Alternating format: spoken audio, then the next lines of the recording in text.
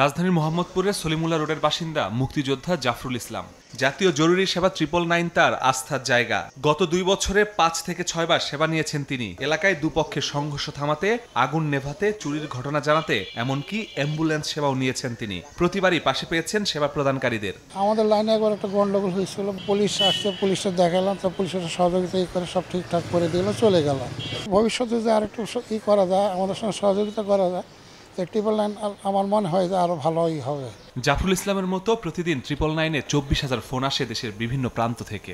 8 বছরে এ সেবা মানুষের আস্থা অর্জন করতে পেরেছে বলে জানিয়েছে নগরবাসী।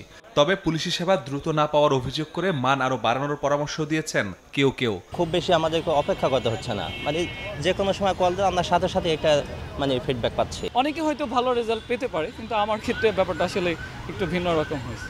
কল করলে সাহায্য পাবে, আর যারা মিসইউজ করতেছে ওদের এমন শাস্তি দিতে হবে যাতে মানুষ আর মিসইউজ না করে। তবে সেবার মান বাড়াতে জাতীয় জরুরি সেবার অন্যতম বাধা অপ্রয়োজনীয় কল। প্রতিদিন আসা কলের প্রায় 57%ই অপ্রয়োজনীয়। 8 বছরে এ সংখ্যা দাঁড়িয়েছে প্রায় 3.5 কোটি। পুলিশি সেবার পাশাপাশি আগুন লাগার ক্ষেত্রেও আসছে ভুল কল। সিটিজেন তো মিথ্যা সংবাদ দিয়ে দেয়, আমরা তো আর ওটা করতে পারি না। তখন আমাদের গাড়ি অলরেডি স্পটে যাওয়ার পরে ওনার সাথে যোগাযোগ করতে পারে না। অনেক সময় আছে যোগাযোগ করতে পারলেও গালাগালি করে।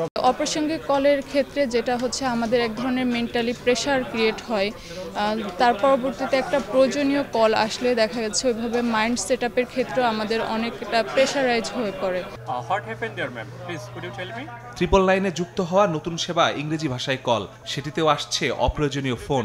এতে সেবা বঞ্চিত হচ্ছেন বিদেশি সেবা প্রত্যাশীরা। ভুল করে কলটা দিয়ে ফেলতেছে বা ট্রু প্রেস করতেছে, যার কারণে আমাদের এখানে কলগুলো ইংলিশে ডেস্কে চলে আসতেছে। এই জন্য আমাদের সেবা ব্যাহত হচ্ছে। বিরক্তিকর কলারদের ব্লক করে সমস্যা সমাধানের চেষ্টা করা হচ্ছে বলে জানিয়েছেন জরুরি সেবার প্রধান কর্মকর্তা। পাশাপাশি 999-এ ফোনের পর পুলিশি সেবা না পাওয়ার বিষয়গুলো তদন্ত করে নেওয়া হচ্ছে ব্যবস্থা।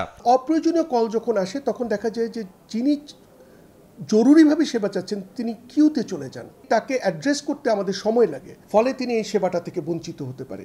ইনকোয়ারিতে পড়েছে এই ধরনের অহরহ ঘটনা আছে যে আমাদের 999-এর ফোন পেয়েছে কিন্তু 999-কে রেসপন্স করেনি।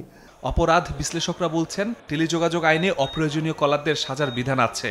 বিরক্তির মাত্রা অনুযায়ী তাদের বিরুদ্ধে ব্যবস্থা নেওয়ার পরামর্শ তাদের। এইভাবে বিরক্ত করে কিংবা কোনো ধরনের অনাকাঙ্ক্ষিত অনভিপ্রেত কোনো প্রস্তাব উত্থাপন করে কিংবা এই কার্যক্রমের ক্ষেত্রে ব্যাঘাত সৃষ্টি করে, তাহলে তার জন্য কিন্তু শাস্তি এবং আর্থিক জরিমানা দুইটাই কিন্তু ব্যবস্থা আছে। প্রয়োজন হলে সেটাও করতে হবে। 999-এর মতো জায়গায় অপ্রয়োজনে ফোন না করে দায়িত্বশীল ভূমিকা পালনে জনগণের প্রতি আহ্বান জানিয়েছে জাতীয় জরুরি সেবা কর্তৃপক্ষ।